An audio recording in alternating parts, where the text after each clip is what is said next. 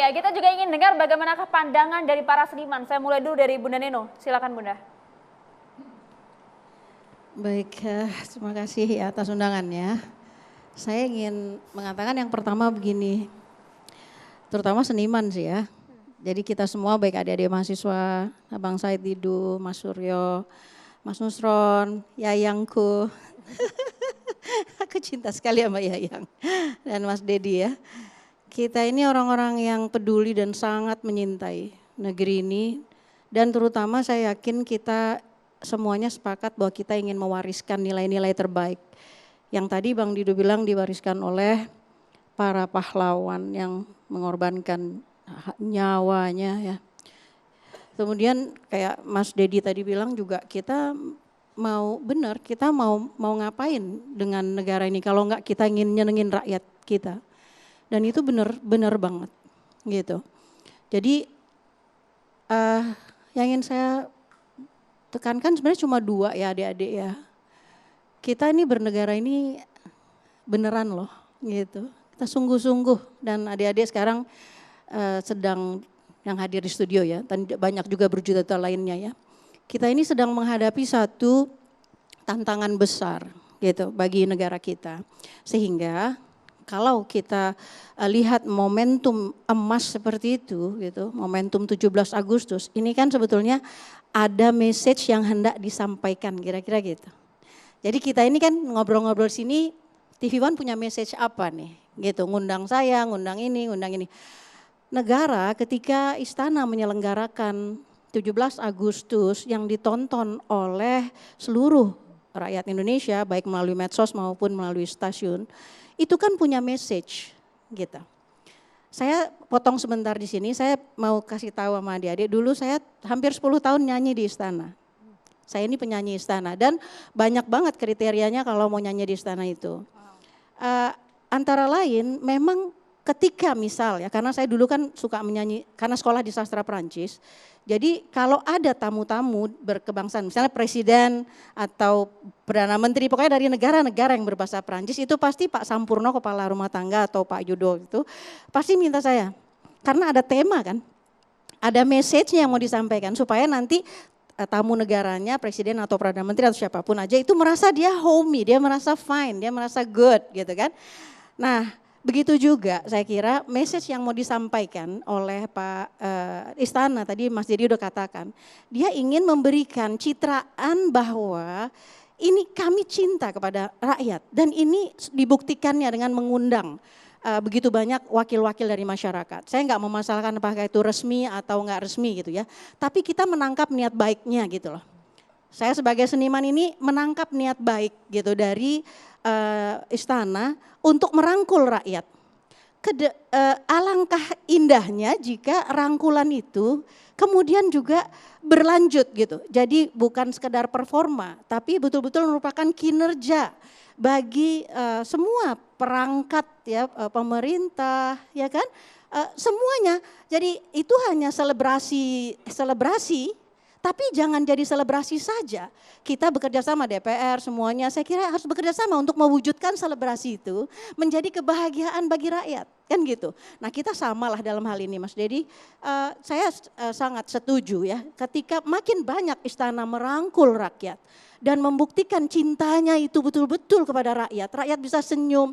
Saya masih gimana ya, saya ini kan orang di bawah ya, jadi saya itu masih menerima nggak bisa sekolah, nggak bisa ke rumah sakit, nggak bisa makan, bahkan itu saya mau apa, mau nangis. Kaya enggak, punya jabatan enggak, tapi kan ini ya, ini apa yang betul-betul harus kita cintai adalah ini bagian-bagian dari masyarakat yang memang masih menemukan belum bahagianya gitu. Jadi artinya yang mewakili di sana, alhamdulillah saya juga hadir beberapa kali dalam perayaan di Istana Negara ya.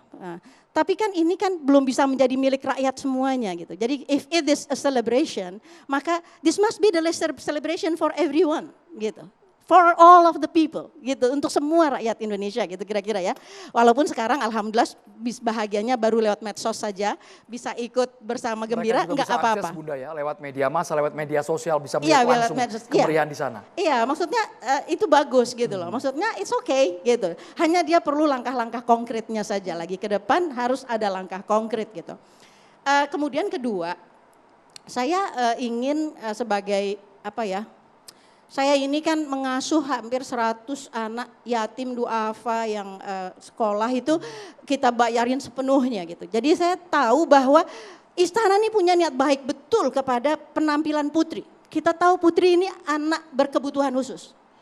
Dan ketika istana memiliki niat baik, putri tampil di sana, itu memberi harapan luar biasa kepada anak-anak dari pulau-pulau terjauh, anak-anak tertinggal, anak-anak yang dari wilayah-wilayah yang tidak terjangkau, yang semua itu, apalagi yang berkebutuhan khusus, mereka punya harapan. Nah, harapan ini nanti yang harus kita pertanyakan lagi kepada istana. Ya, itu loh langkahnya kita harus positif. Kita harus konstruktif untuk melihat istana sudah memulai dan memang harus mulai. Habis itu, ayo kalau gitu we make a celebration for every kids yang berkebutuhan khusus di seluruh wilayah, anak-anak miskin semuanya dapat kesempatan. Nanti tahun depan bukan hanya putri, tapi banyak sekali anak-anak dan remaja yang akan tampil di istana dengan bakat-bakat mereka. Jadi we are starting now gitu. Oke, Jadi artinya sudah tepat ya apa yang dilakukan kemarin pada saat 17 Agustus. Tidak ada yang salah di sana ya. begini. Jadi gini. Tadi saya ulang ya, saya menyanyikan lagu Perancis. Kalau saya nyanyikan lagu Perancis misalnya di RT saya tinggal di Depok. Tu m'as ouvert les yeux, tu as guidé mes yeux, dis-moi ce que tu veux, je t'aimerai toujours. Nggak ada yang ngerti dong. Tepuk tangan dulu dong. Gitu loh.